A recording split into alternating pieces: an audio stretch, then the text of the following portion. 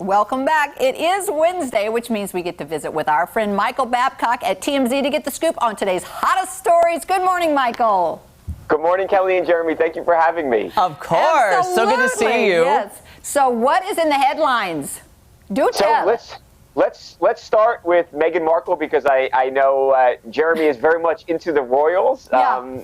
Meghan Markle, and not so much a happy story here, but an honest and a really sobering story, I think. So Meghan Markle, who is a very guarded person, especially after marrying Harry, we know that they have kind of, lived their lives to some degree away from the spotlight. Well, Meghan wrote this op-ed for the New York Times where she admitted to having a miscarriage with her and Harry's second baby back in July, and just how difficult, how crushing emotionally of a situation it was for their family.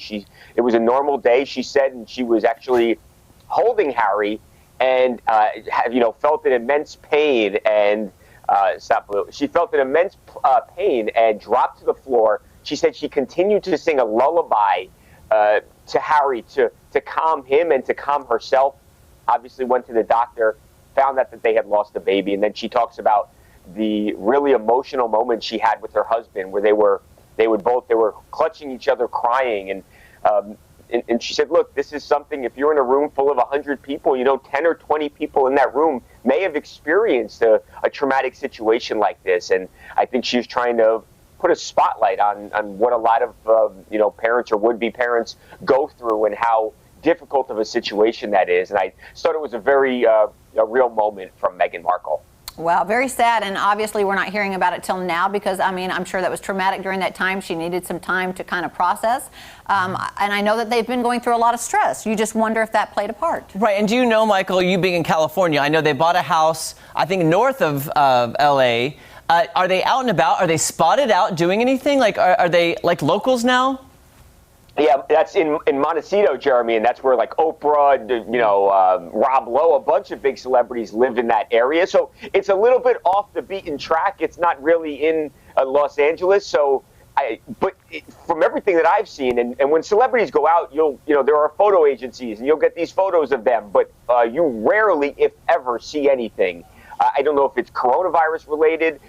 Maybe once this is all over, maybe we'll see them out. But up until this point, and the entire time that they've been in Los Angeles, we have not seen them. It's been remarkable how low they have kind of stayed. Wow. Interesting. Do you know also, The Crown is a huge show on Netflix. Season 4 just dropped. I'm obsessed with it. This latest season is depicting Princess Diana, his mother, and the last episode I just watched, Prince Harry was born in this episode. Any word on if they're watching it, if friends are talking to them about it? I'm curious to know. I think Harry should watch it to see how they treated his mother. I think so too, and I am sure that they are, but I unfortunately haven't heard if they're watching it. They keep their circle so tight. There are some celebrities and famous people, and the circle is so big, and the information kind of leaks like a sieve out of their camps. But with them, they are really. There is not much information or drama or gossip that you ever hear, really, unless they want it to be heard. So I haven't heard yet, but you would imagine that they are watching the show. I'm with Michael on that. If somebody makes a movie about your life, doesn't even matter who wrote it, I'm sure that you would want to watch. On a side note, Michael, I have heard that Camilla Parker Bowles, Charles's new wife, I've heard that she has watched it. I've heard that, and I heard she's laughing at it. Oh, really? Well, you would expect that, right? Yes. Right. I'm not surprised. Yes, I'm sorry. I could talk about the Royals all day long, Michael. I know you've got other stories, so I apologize. All right. No, I love it. So I'll go to the next. How about this? The Weeknd, it came out a week or two ago that he was actually going to be performing at the Super Bowl halftime show, and 100+ million people watched the Super Bowl. Goodness. You could argue that that's the best. Are you there? Am I here, guys? Yeah, you're here. You're here. You came back. Oh, I thought I froze. I was waiting to let you get the picture, Jeremy. Well, we didn't have time. I have my camera ready, Michael. I have it right here. So the Weeknd is doing. I'll be quick. The Weeknd is doing the Super Bowl. Great gig for a musician.